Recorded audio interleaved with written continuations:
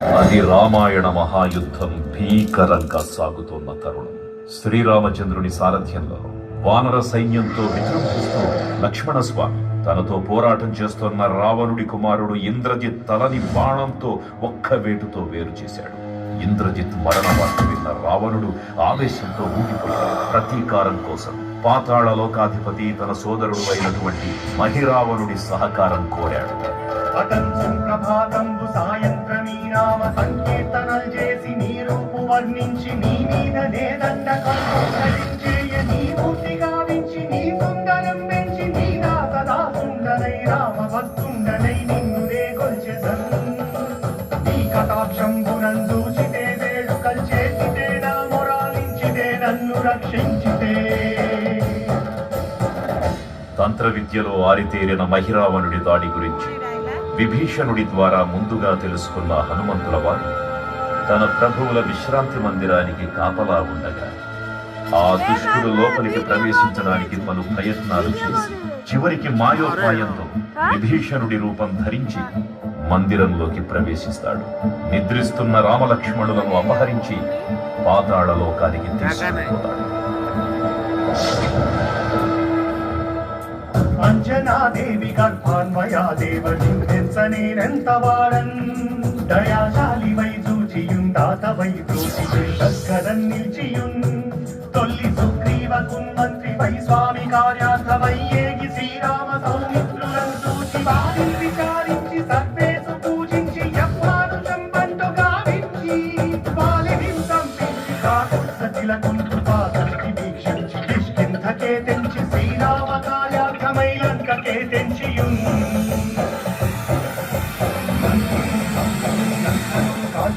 యవ్వూని తుంచూచి ఆనందము పొంగి ఆయుంగరం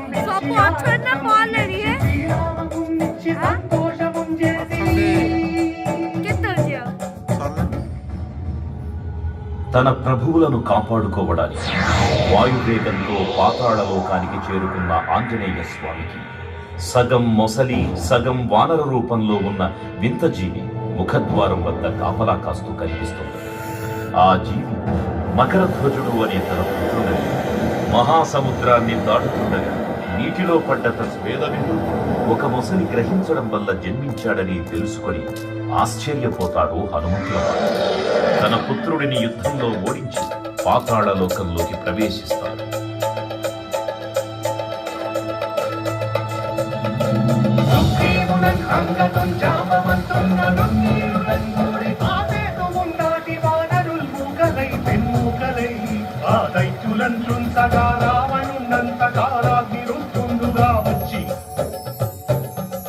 బ్రహ్మాండమైనట్టి ఆ శక్తిని వైచి ఆ లక్ష్మణం మూర్ఛనొందింపగానప్పుడే నీవు సంజీవిని తెచ్చి సౌమిత్రికి ఇచ్చి ప్రాణంపు రక్షింపగా కుంభకర్ణాదులం వీరులం ఘోర శ్రీరామ బాణాగ్ని వారందరిన్ రావణుం చంపగానంత లోకం పురానంతమయ్యుండ నవ్వేళనం విభీషణు వేడుకంతోడు కన్వచ్చి పట్టాభిషేకంబు చేయించి సీతామహాదేవి శ్రీరాముకున్నిచ్చి అంతన్నయోధ్యాపురించొచ్చి పట్టాభిషేకంబు సంరంభమయ్యున్న.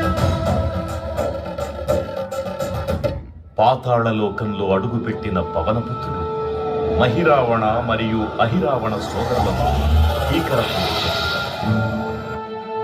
5 దిక్కులలో ఉన్న 5 దీపాలను ఒకేసారి ఆర్పడం ద్వారా మాత్రమే వారి మరణం సంభవిస్తుందని చెప్పగా అప్పుడు మహాబలి 5 ముఖాల ధారణ చేసి పంచముఖ ఆంజనేయునిగా అవతరించి ఏకకాలంలో 5 దీపాలను ఆర్పివేసి ఆ దుష్ట సోదరులను తుదముట్టిస్తారు.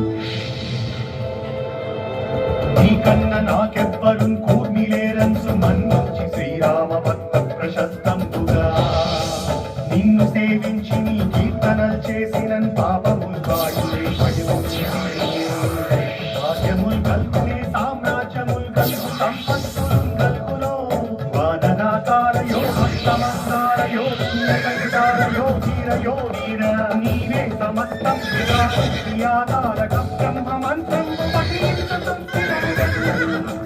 వజ్రదేహంబును దాచి శ్రీరామ శ్రీరామయంచున్ మన ఎప్పుడు తప్పకన్ ఎందుండి నీ దీర్ఘదేహము త్రైలోక్య సంచారివై రామనామానికి సత్యానివై బ్రహ్మతేజమునందౌకనీ జ్వాల కల్లోల వీర హనుమంత ఓంకార శబ్దంబులన్ భూత ప్రేతంబులన్ పెంటి సాశంబులన్ శాకిని రాకిని త్యాగులన్ గాలి దెయ్యంబులన్ నీదు వారంబులన్ దుట్టి నేలంబళన్ పట్టి నీ ముష్టి ఘాతంబులన్ బాగుదండంబులన్ దోమఖండంబులన్ తుంచి కాలాగ్ని రుద్దుండవై నీవు బ్రహ్మ ప్రధామాధిపత్వైన నీ నిత్యదేహంబులున్ చూచి రాలోని నా ముక్తు నరసింహయంచు దయా దృష్టి వీక్షించి నన్నేలు నా స్వామి ఓ ఆంజనేయ నమస్తే సదా బ్రహ్మచారి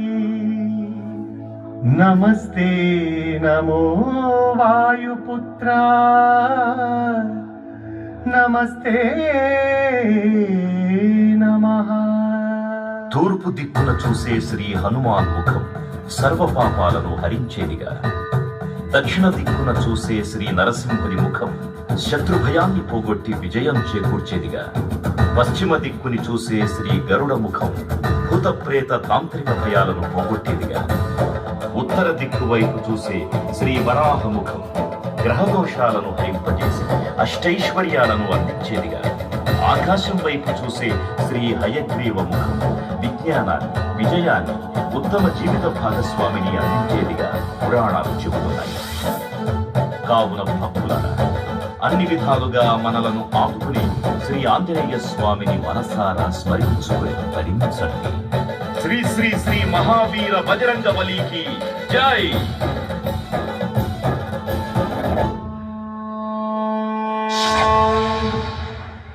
జై శ్రీరామ్, జై జై శ్రీరామ్. దయచేసి గుంపులుగా కాకుండా నిదానంగా స్వామివార్ల దర్శనం చేసుకోవాల్సింది.